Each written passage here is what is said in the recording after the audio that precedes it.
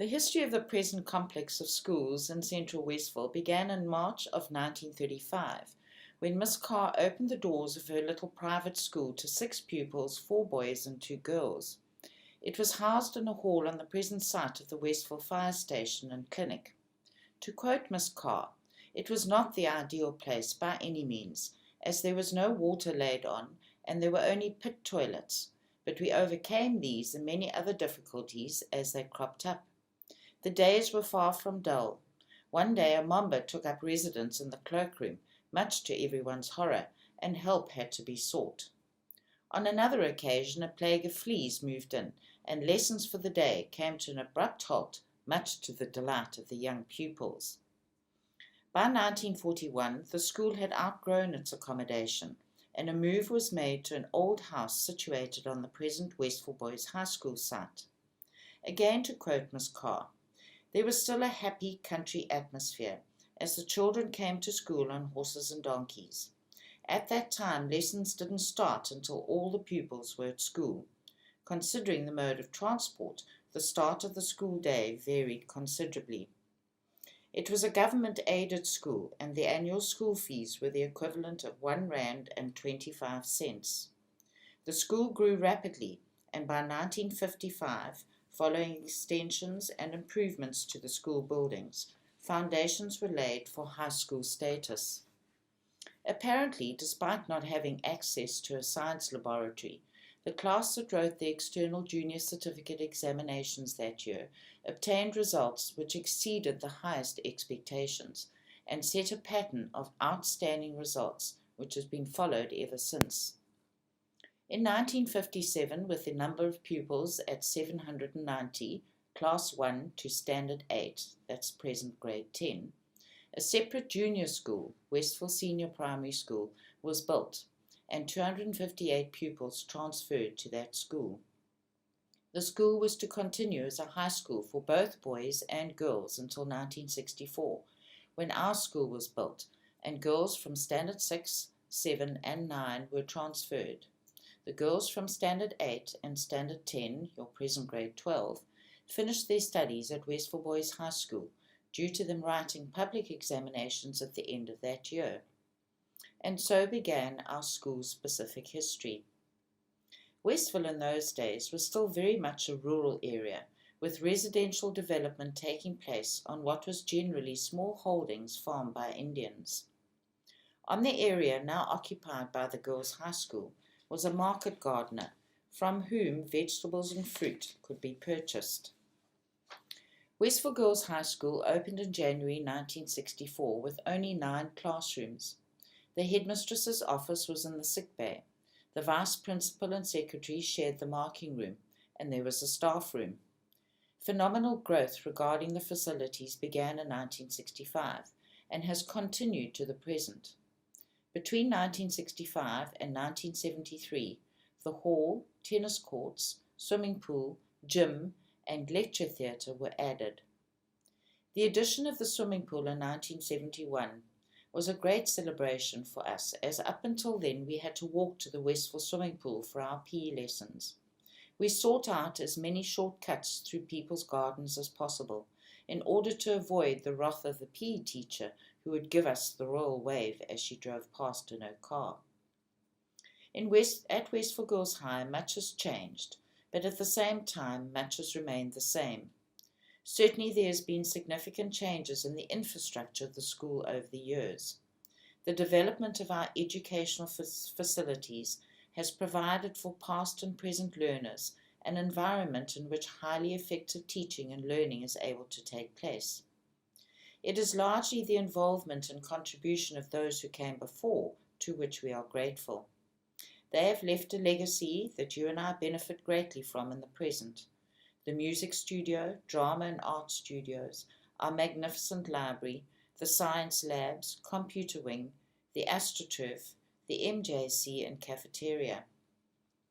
This is a dynamic school, never static, and Westville Girls High has never deviated from its pursuit of excellence. Westville Girls High has always remained steadfast in its fundamental objectives of educational, personal, and social development of its pupils. Throughout its history, Westville Girls High has had distinctive, highly effective characteristics that remain embodied in the ethos of our school to this day. We have a number of old girls at the school on the staff presently. Mrs. Spinelli, Miss Jacobs, Mrs. Schumann, Miss Yates, Miss Martin, Mrs. Coetzee, Miss Pillay, Miss Bernhardt, and Mrs. Pollard. Two other really old girls are Mrs. Bovey and Mrs. Fuller. The three of us, that is Mrs. Johnson, Mrs. Bovey, and Mrs. Fuller, were in the same class from grade 8 to matric. Much of what we see around us on a daily basis is very familiar, but there are some changes that may be of interest to you. For example, the uniform. It hasn't changed much, but in our day, the shirt was buttoned up right to the top button, and it was a real concession on hot days to undo it. Our skirts had box pleats.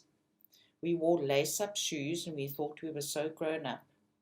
We had to wear stockings in winter, but in those days it was with suspender belts. There were no such things as pantyhose, and these were for seniors only. In winter we wore a felt hat, and in summer a Panama hat, and there was no such thing as long pants. Athletics was unheard of, as it was deemed to be unladylike. It only began in our final year of school. The PE uniform has changed quite dramatically. In our day we wore a double-breasted navy blue tunic with enormous blue bloomers. Transport was mostly on foot, and some girls would come to school on bicycles. The matric dance was held in the civic centre, and the frocks worn by the learners were often made by themselves or their mothers. At the inter-school gala, our school was the first school to sing and have war cries, while the other schools clapped politely. Our bags consisted of suitcases made of cardboard or briefcases. And then, of course, there was the truant officer. If you were away from school and there was suspicion that it was not because you were sick, the education department would be phoned and a truant officer would be duly dispatched to your home. When I began my teaching career in 1978, we were an all-female staff, but that was to change over the years.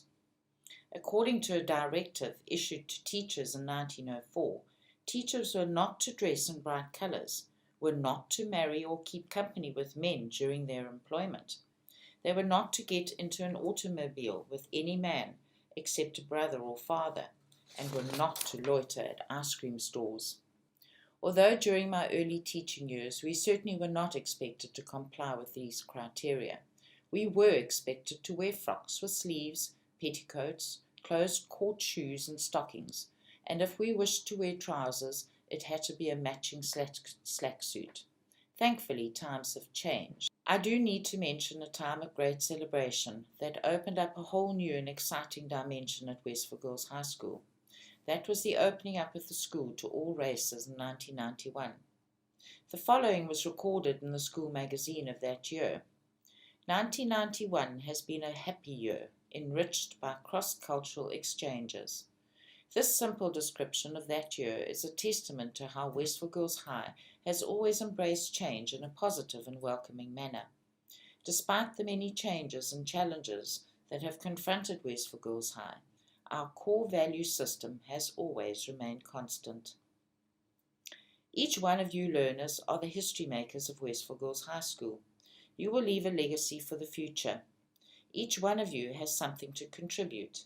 Each person is unique. It is the people who have made our school what it is.